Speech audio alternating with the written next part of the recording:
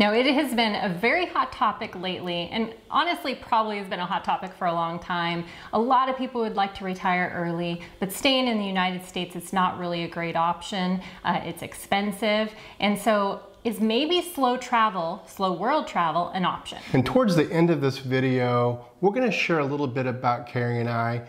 We know a lot of you are new here, so who are we? How did we get here? How did the decision come to start slow traveling? We'll share all that with you later on in the video. The median amount that people have put away at the age of 65 for retirement is $88,000. Now that is not a whole lot of money. It's not going to take you a very long ways. And when you do your research and you're looking up for what those averages are, you're going to see a lot higher number. But 88,000 is the middle number. So that's what your just regular person might have put away. Yeah, and that's shocking to us. When we read these things, we look at these statistics and we think, okay, well, we're doing all right. We're still not comfortable by any means, but we're doing okay according to these statistics. 43% of adult Americans that are not retired feel like they have enough to retire at retirement age. That's scary. That means 57% are not comfortable. That's a really low number. It is. It makes you scared for what's to come when you do retire, and are you going to have enough money? That's not something any of us want to have to think about. Now, we are going to, for a lot of these statistics that we are mentioning, because I'm sure you'd like to do some research on these numbers, we're going to have a lot of those links down below in the description, so you can go check them out yourself. Yeah, a few articles we found too that we found very interesting. The number of Americans looking to retire outside of the United States has actually tripled in the last 30 years. That's crazy. That is crazy. You know, a lot of these other countries are taking advantage of that too. They're making it a lot easier for expats to come their way with visas, with some enticing tax benefits. Other countries have pushed back a little bit. Portugal, being one, made it very easy for expats to come in, and they've stopped that program since because we're all taking advantage of it. So why are we all looking to leave the way we are? Now, the number of Social Security recipients outside of the United States increased from 307,000 to 450,000 between 2008 and 2022. That's significant. It's significant, and that's one thing that a lot of people maybe aren't aware of. I know I wasn't, that you can actually claim your Social Security and be outside of the United States. They will deposit it to a foreign account for you. It's not a hard process to do, from my understanding. We've talked to people that have done it. So that's just something also to be aware of as we kind of go through these other options. Now, one thing that people do is rely very heavily on Social Security as their main source of income when they are retired, and that's a really hard, I think it's a hard number to kind of grasp your head around, because it's not a whole lot of money. So in 2022, the average amount for a woman, what they receive at the age of 65 is $1,647. Yeah, and for men it was $2,082.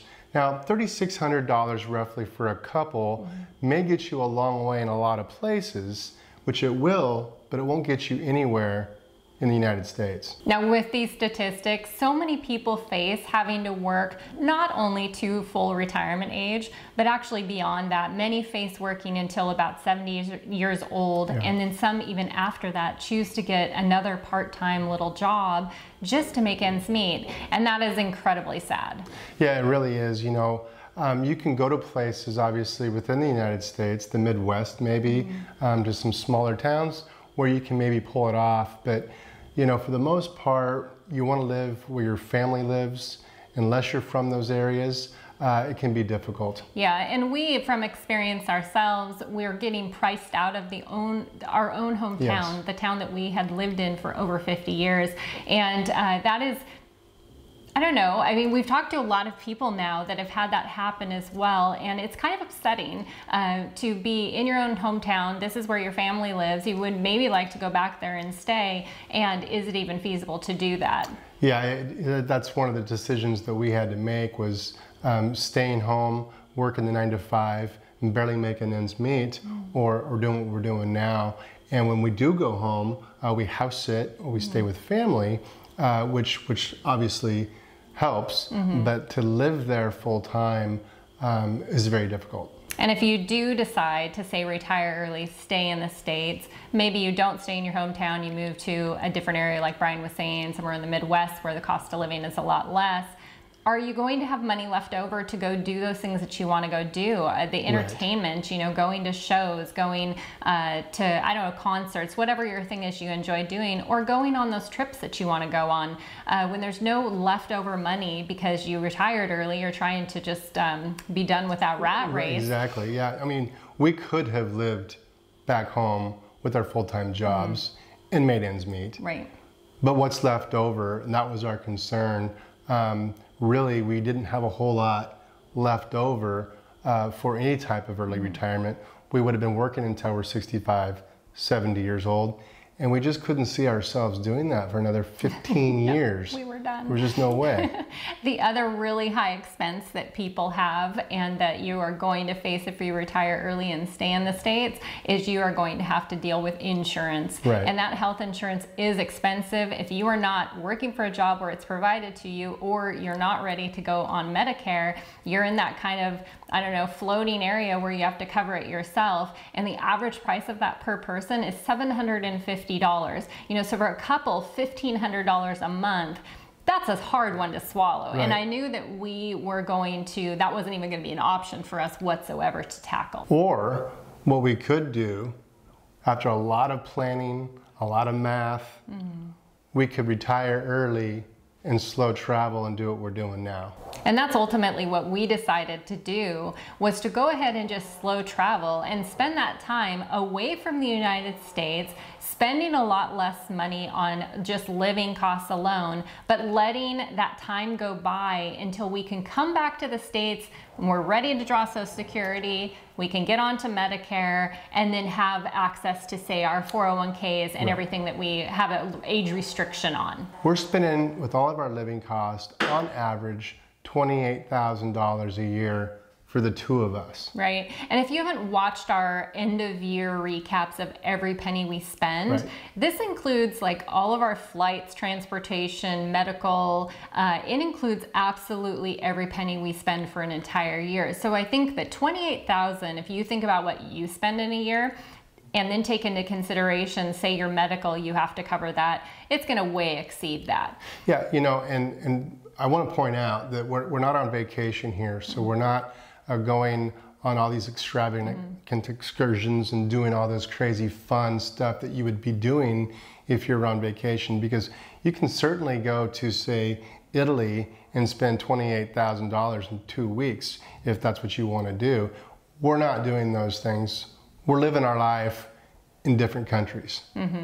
Now, the other expense where we save a lot of money is that healthcare. And by living outside of the States, but traveling home and still having coverage when we go home, we average spending $150 a month each. Now, that coverage, like I said, you're not covered to live in the States with that coverage, because we have had people ask us that, like, how do you get that so cheap? Can we have that as well?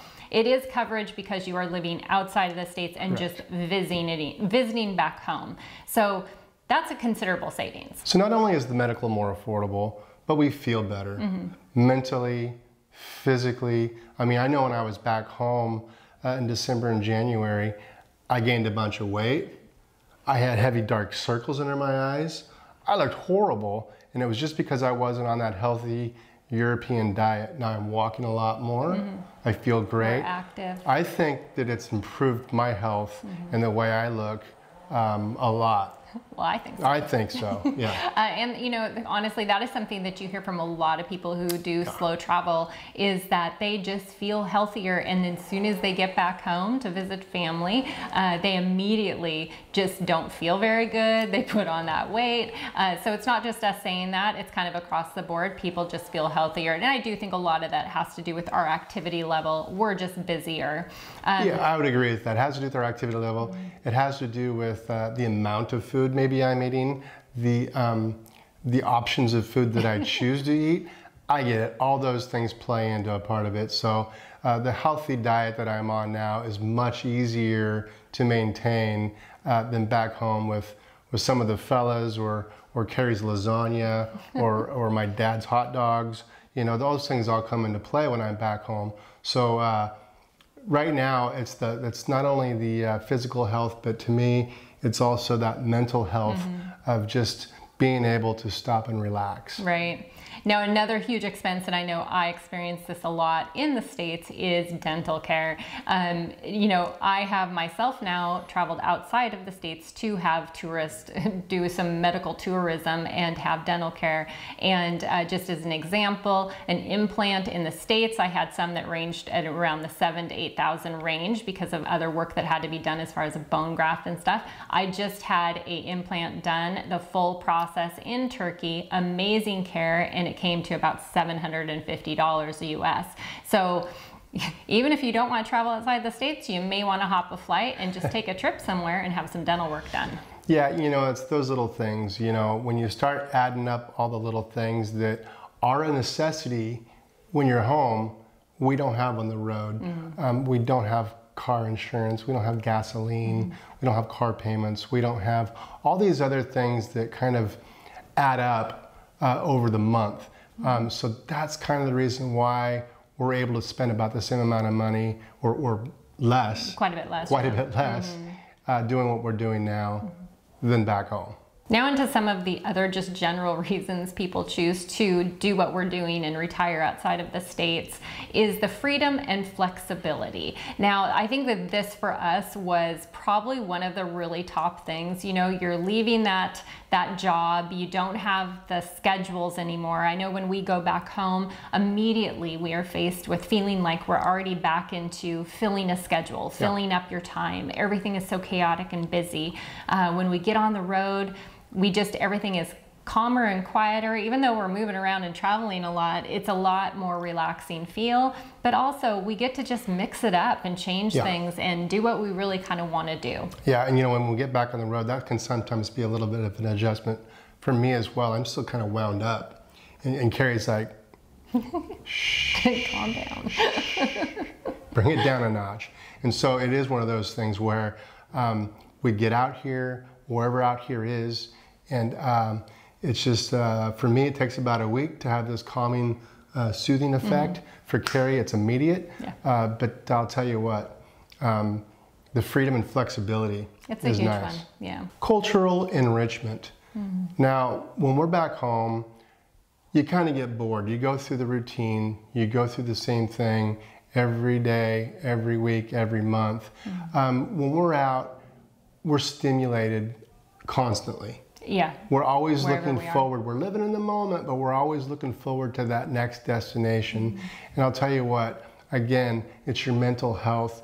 We're stimulated constantly. Right, and it's ever changing. You know, every country that we go into, it's a whole different culture, whole different religions, foods, language, everything. And so that stimulation is, you know, it's good for your brain. It's good for your brain, and it's stimulation it's work. But it's work in a positive way. Right. You know, we have talked to other travelers like ourselves, and they get tired of the reading the menus and trying to communicate or not having those comfort creatures they're used to having. And we get that, we really do. But at the same time, it makes you think. It makes you work for what you need. Yeah, and I would also point out that's one of the reasons that we do slow travel is because if you are doing that on an every 4-day basis, every week basis, changing things up, it could get, we've experienced that. It gets too tiring for us and we don't want to do that. So that is one of the benefits of slow travel is you still have those changes, but you're doing it only every month or every couple months because you might be in the same country for a couple months. Now the next area that was kind of the key element for us is that all of a sudden you reach a certain age and, you know, maybe you have family members or friends and people that have gotten sick at an untimely age, you know, just unexpected. And you think to yourself, what if that happens and I'm not able to actually get out there and travel and see the world? And that clock just kind of started ticking for us, and we wanted to do it now and not wait to that retirement age and then take that risk of something happening to where we honestly couldn't get out there and travel. So I think that just sometimes you have to take that risk It may not seem like all your ducks are completely in a row. They're never going to be. And just jump out there and I don't know, just go see the world. Just go for it. My ducks were all over the place. You know, one was shooting that way, one was over here. The mom duck was trying to, yeah, it wasn't, I wasn't in line, I wasn't perfect. But you know what, let's roll the dice and let's go for it and see what happens. And I think that the best comment that we made to each other, and I remember saying to Brian as we talked through every single aspect of what if this didn't work, I knew that no matter what, I would never regret leaving, say for a couple years and traveling the world, even if I did have to come back and go back to work full time. I knew that would never even enter my spectrum of thinking about like, oh, I regret those 2 years of traveling the world. Yeah, it's funny, we get questions on this channel. Did you guys think this through? What about when you're 65 or 75? What are you going to do then? It seems like you made kind of a selfish maybe decision here. Yeah, actually we did think it through. And a lot. Mm-hmm. And yeah, it is selfish. But that's okay. You have to be selfish at some point in your life. Breaking comfort zones was also like a really big factor. You know, you go about your life. I'm a very structured person. Even with what we're doing now, I'm very structured. But you get into these just comfortable areas in your life, repetitive, doing the same thing, not breaking out of the norm. And doing what we're doing broke every comfort zone possible. It broke the comfort zones financially. It broke the comfort zones as far as being away from family. No structure really to the basic parts of our day. I mean, everything was kind of up in the air. And so, you know, that took a little bit of time to embrace and to get into, and now we absolutely love it. Yeah, it didn't take as much time for me. I was never really all that structured. But Carrie keeps me on a plan, I think, so which is a good thing. Yeah, I think that just the whole dynamic of what we're doing now has been a positive thing. That's all I can really say to that. Yeah.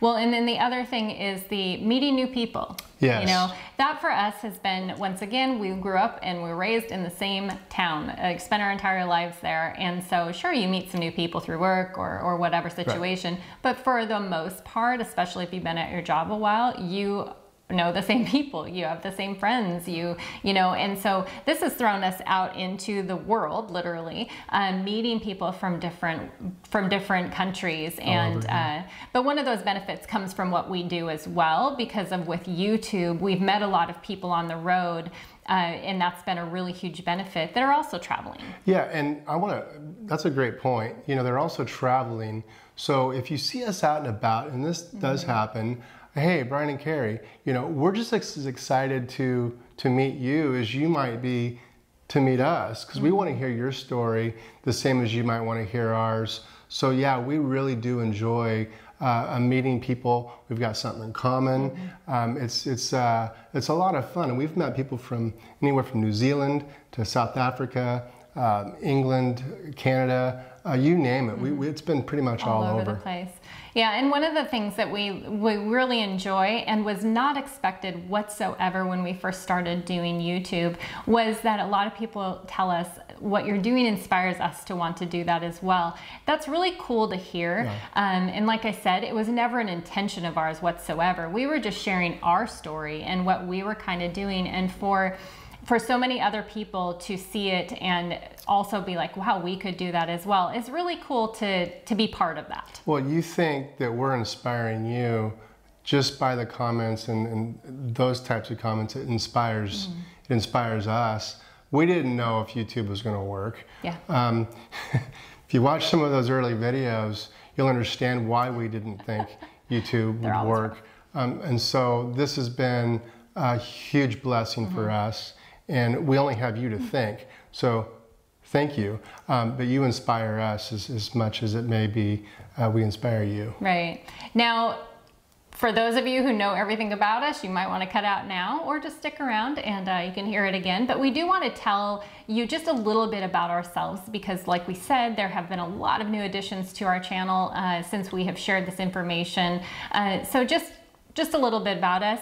I am Carrie, obviously. I am 53 years old. I have 2 kids. I have 3 grandkids, and I'm from my hometown in Washington State. Yeah, and you know, and I've got 3 daughters, so that might give you some understanding on why I am the way I am. My oldest is 34, 31. She will be 31 here in a couple of weeks. And I got a 21-year-old. And they live across the United States, Florida, Arizona, and back up home in Washington State. So, you know, getting home for me to see my daughters, I'm still moving around or trying to figure out how I get to see them. But I don't have any grandkids yet, but it could happen. I'm patient. No pressure. I'm patient. No pressure. One thing Brian didn't share, how old are you? Oh, I'm 54. Yeah, I like this time of year because there's about 6 months out of the year that he's older than I am. I just turned 54 last week, so she's feeling pretty good about herself. Feeling good about that right now. Yeah. So now the other question we get asked quite a bit is how we met.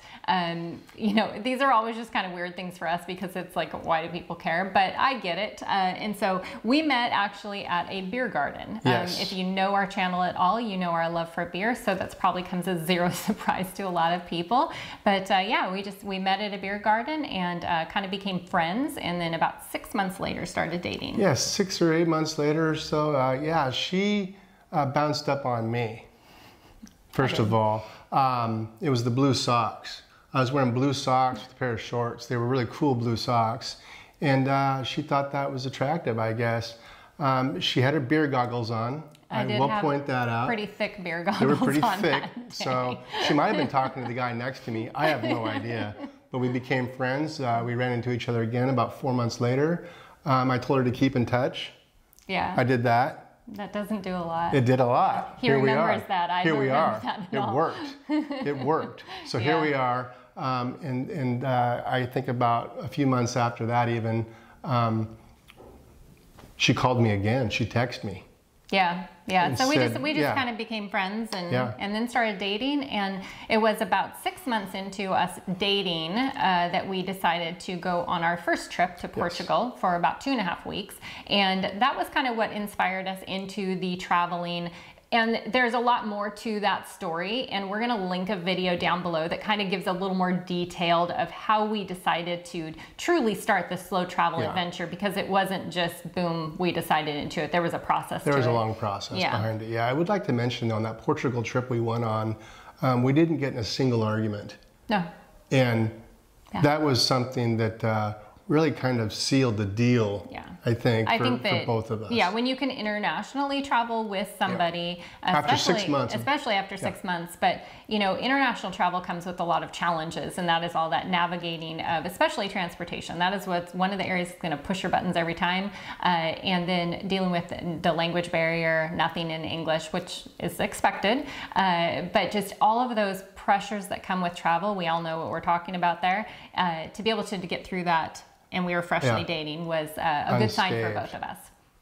So, well, we hope that that just kind of got you to know us a little bit better, but also gave you some ideas of maybe you could retire early. Maybe you do have enough saved to where you could retire outside of the country. We would encourage you to look at some of our cost of living videos. We do have a playlist where they're all just our cost of living videos, and that might give you some idea of what it truly costs to live outside of the United States. And maybe that would just give you the next 10 years, you could do that and then head back to the States and retire when it's full retirement age. If you can bridge the gap between whatever age you are now into 59 and a half, when we can start looking at our 401s and our pension, it might be an option.